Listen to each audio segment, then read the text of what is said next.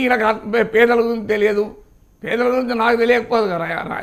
నేను 10,000 మందితో 2014 ముందు రాష్ట్ర విభజనకు ముందు కాంట్రాక్ట్ అవుట్సోర్సింగ్ ఉద్యోగుల కోసం ధర్నా చేస్తే టీఆర్ఎస్ లెజిస్లేచర్ పార్టీ నాయకుడిగా ఈటల రాజేందర్ వచ్చి నేను నిరాహార దీక్షలో కూర్చుని నాకు పూలదండేసి నాగేశ్వర్ పోరాటానికి మేము మద్దతు ఇస్తున్నాం, రానున్నది మన తెలంగాణ ప్రభుత్వం, మేమందరినీ రెగ్యులరైజ్ చేస్తాం అన్నాడా లేదా? మరి ఇప్పుడు ఆయన ఆర్థిక మంత్రిగా ఉండి ఒక్క సంతకం పెడితే లక్షలాది మంది కాంట్రాక్ట్ అవుట్సోర్సింగ్ బిడ్డలు కుటుంబాలు బాగుపడేవి కదా. 5,000, 10,000, 15,000కి 20 ఏళ్ళుగా 30 ఏళ్ళుగా పనిచేస్తున్న కుటుంబాలు కదా, వాళ్ళంతా పేదలు కదా. నేను సంతకం పెడితే అస్మత్పేట చెరువులు ఏం జరగదు, కానీ ఆర్థిక మంత్రిగా ఉన్న రాజేందర్ ఒక్క సంతకం పెడితే లక్షల మంది కాంట్రాక్ట్ అవుట్సోర్సింగ్ కుటుంబాలు బాగుపడేవి కదా. మీరే వచ్చి నా ధర్నాలో చెప్పారు కదా అవుతుందని, ఎందుకు చేయలేదు? ఒకవేళ కేసీఆర్ ఇనలేదనుకోండి, పేపర్లు మహాన కొట్టి నా పేద ప్రజల కొరకు నేను ప్రభుత్వంలో ఉండడం చెప్పి బయటకు వచ్చి ఉంటే మేమే పులదనలు వేసేవాళ్ళం కదా. మరి ఎందుకు చేయలేదు? అయ్యా, మీరు ఆర్థిక మంత్రిగా ఉన్నప్పుడు బడ్జెట్లో శానిటేషన్ వర్కర్లు నాన్ హోల్లో దిగి పాపం క్లీన్ చేసే వారికి గ్లౌజెస్కు డబ్బులు లేవు, బ్రష్లకు డబ్బులు లేవు, షూజుకు డబ్బులు లేవు అని మొత్తుకున్నాం కదా మేము. మీరు ఆర్థిక మంత్రిగా ఇచ్చారా డబ్బులు? చెప్పమన్నాడు రాజేందర్. పేదల గురించి నాకు తెలియదు అంటున్నాడు కదా. ఇవన్నీ పేదల సమస్యలు కావా?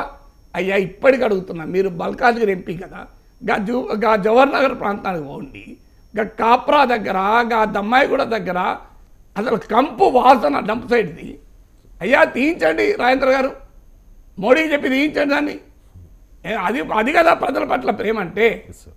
అయ్యా, మేము మీరు ఆర్థిక మంత్రిగా ఉన్న సమయంలో మేము అసంఘటిత కార్మికులను వేసుకొని ఇందిరా పార్క్ దగ్గర పోలీసు లాఠీ దెబ్బలు తిన్నాం. అయ్యా, కనీస వేతనాలు పెంచండి అని మీరు పెంచినరా ఆర్థిక మంత్రిగా? చెప్పండి, తెలంగాణలో మీరు ఆర్థిక మంత్రిగా ఉన్నారు కదా, కనీస వేతనాలు తెలంగాణ వచ్చాక పెరిగాయా చెప్పమనండి, ఛాలెంజ్ చేస్తున్నాను. ఎందుకు పెరగలేదు? దానికి మీ బాధ్యత లేదా?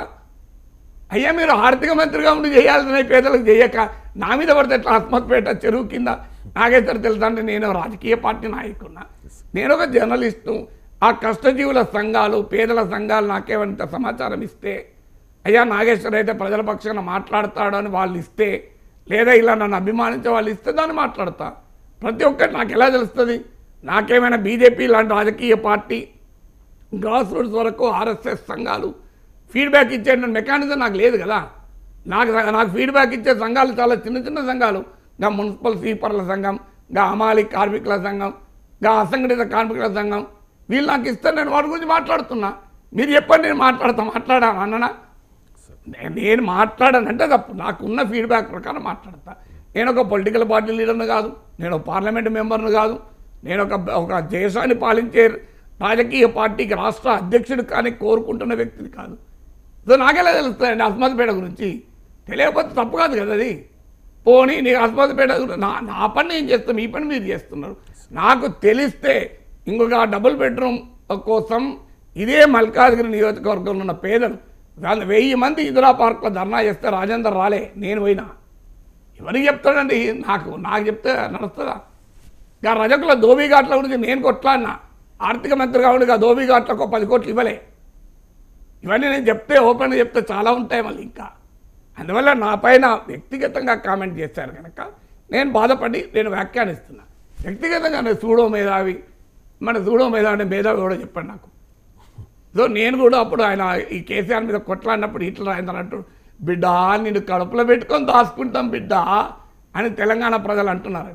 నన్ను కూడా అంటారు, బిడ్డ ఆదిలాబాద్లో పుడితే బిడ్డ, భీమారంలో మంటిట్లో పెరిగినావు కదా బిడ్డ, బెల్లంపల్లి బాబుకి బుడిదనమైనవు కదా బిడ్డ, బొగ్గులో బొగ్గే పెరిగినావు బిడ్డ, బొగ్గు పులుసు వాయువు పీల్చి బతికినావు కదా బిడ్డ, సర్కారు వల్ల చేయనావు కదా బిడ్డ, మందమర్ల బెల్లంపల్లి గింత పెద్దోనమైనావు కదా బిడ్డ, గిన్ని చదువులు చదువుకున్నావు కదా బిడ్డ, ఊరు కాని ఊర్లో దేశం కాని దేశంలో పేరు తెచ్చుకున్నావు కదా బిడ్డ, అక్కడెక్కడో పోయి ఎమ్మెల్సీ అయినా బిడ్డ అని మా ఆదిలాబాద్ బిడ్డలు అంటున్నారు, మా తెలంగాణ బిడ్డలు అంటున్నారు.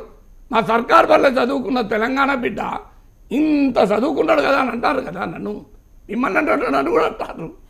ఆయనను మాత్రమే బిడ్డ నేను కడుపులో పెట్టుకొని దాచుకుంటారు బిడ్డ అంటున్నారు. నన్ను అంటలేరా? తెలంగాణ బిడ్డలు అంటున్నారు. అవునా కాదు? మీరు అడగండి తెలంగాణ గ్రామాలకు వెళ్ళి, తెలంగాణ బిడ్డలేంది శ్రీకాకుళం గ్రామాలకు పోయి అడగండి, చెప్తారు. మా నాగేశ్వరు పేద ప్రజల గురించి మాట్లాడే చెప్తారు. నిజాం ఇన్స్టిట్యూట్లో నర్సులు జీతాలకు రోడ్ల మీదకి వచ్చినప్పుడు వాళ్ళ పక్షాన్ని నిలబడి తన్నులు తిన్నాం. ఇవన్నీ ఎవరు కూడా కాంట్రాక్ట్ లెక్చరర్లు రోడ్ల మీద ఉరికిరికి పోలీసులు తంటుంటే వాళ్ళకి అడ్డంగా నిలబడి అరెస్టులు కాకుండా ఆపినాం. అప్పుడు ఈటల ఎక్కడున్నాడు? మంత్రి కేసీఆర్ క్యాబినెట్లో ఉన్నాడు. మరి మేము ఇవన్నీ కొట్టలేదా? ఇప్పుడు నేను యాజ్ ఆఫ్ టుడే నేను ఎమ్మెల్సీ కాదు, నేను ఒక రాజకీయ విశ్లేషకుని, ఓ పొలిటికల్ ఆ డ్యూటీ నేను చేస్తున్నా. అన్న పట్టుకొని నా మీద గుర్తు ఏమొస్తుంది? వైఎస్ఆర్తో మాట్లాడి మీ ఊరికి ఒక చెరువు కూడా శాంక్షన్ చేయించుకున్నారు కదా సార్. చెరువుకే కాదు, నేను చాలా చేయించాను. అవన్నీ చెప్పుకోవడానికి ఇప్పుడు సమయం కాదు. నాకున్న పరిమితమైన అవకాశం, నేనేమి ఒక పొలిటికల్ పార్టీ తరఫున గెలవలేదు, నేను ఒక ఇండిపెండెంట్ ఎమ్మెల్సీ, ఆ పరిమితంగా చేస్తాను కదా. ఏం చేయకపోతే ఇండిపెండెంట్ పోటీ అయితే నాకు 55,000 మంది ఓట్లేశారా? సో ఇష్టం వచ్చినట్టు మాట్లాడకూడదు ఎప్పుడు కూడా. సూడో మేధావి ఈయన రేవంత్ రెడ్డి దగ్గర ఏ పదవి కోరుకున్నా చెప్పండి. పోనీ ఏ పదవి నాకు రేవంత్ రెడ్డి ఇచ్చాడు చెప్పండి. రేవంత్ రెడ్డిని పొగుడుతున్నాడు. నేను అలా అంటే రాజీవ్ గాంధీ విగ్రహం రేవంత్ రెడ్డి పెడతా అంటే బిడార్ విగ్రహం ముట్టుకుంటే ఏమైతో చూడన్నాడు. మరి నేను విగ్రహం పెట్టద్దన్న. మరి నేనేమన్నా రాజీవ్ గాంధీ విగ్రహం ఇంకెక్కడైనా పెట్టండి, ఫ్యూచర్ సిటీ పేరు పెట్టండి, కానీ తెలంగాణ సెక్రటరియట్ ముందు తెలంగాణ అస్తిత్వానికి ప్రతీక ఉండాలన్న. మరి నేను రేవంత్ రెడ్డి సపోర్ట్ చేసిన ఎగ్జాంపుల్ ఇదే చెప్తున్నా కదా. ఎక్కడైనా ఏ పార్టీ అయినా ఏ ప్రభుత్వమైనా మంచి ఉంటే దాన్ని సమర్థిస్తారు, చెడు ఉంటే దాన్ని వ్యతిరేకిస్తారు. ఇప్పుడు ఉక్రెయిన్లో శాంతి కొరకు మోడీ ప్రయత్నిస్తున్నాడు, నేను కాదని నన్ను మెచ్చుకున్నా కదా. మరి అది మెచ్చుకుంటే మోడీయే ప్రపంచ శాంతిదూత అని నాగేశ్వర్ పొగుడుతున్నాడు అంటే ఎట్లా? అర్థం లేని ఆర్గ్యుమెంట్ కదా. ఇప్పుడు ఒక అంశము, ఒక విధానము, హైడ్రా అనేది ఇంకో ఎన్కన్వెన్షన్ ఆక్రమిస్తే ఈటల రాజేందర్కి అంతా కడుపు మండితే నేనేం చేయాలయ్యా? ఈటల ఎన్కన్వెన్షన్ కూలగొడితే ఈటల అంత డిస్టర్బ్ అయితే నేనేం చేయాలి దానికి? సో ఈటల ఎందుకు డిస్టర్బ్ అవుతున్నాడు? పర్సనల్గా డిస్టర్బ్ అవుతున్నాడు నేను గమనించింది. ఇప్పుడు కిషన్ రెడ్డి కూడా ప్రశ్నించాడు, కానీ అక్కడ పర్సనల్గా డిస్టర్బ్ అవుతున్నాడు. ఎందుకంటే ఈ హైడ్రా వచ్చినప్పటి నుంచి ఈటల పర్సనల్గా డిస్టర్బ్ అవుతున్నాడు. ఎందుకు డిస్టర్బ్ అవుతున్నాడో నాకు తెలియదు. మరి రైట్ సార్, ఈ ఎన్ కన్వెన్షన్ కూలగొట్టేటప్పుడు చాలా పాజిటివ్గా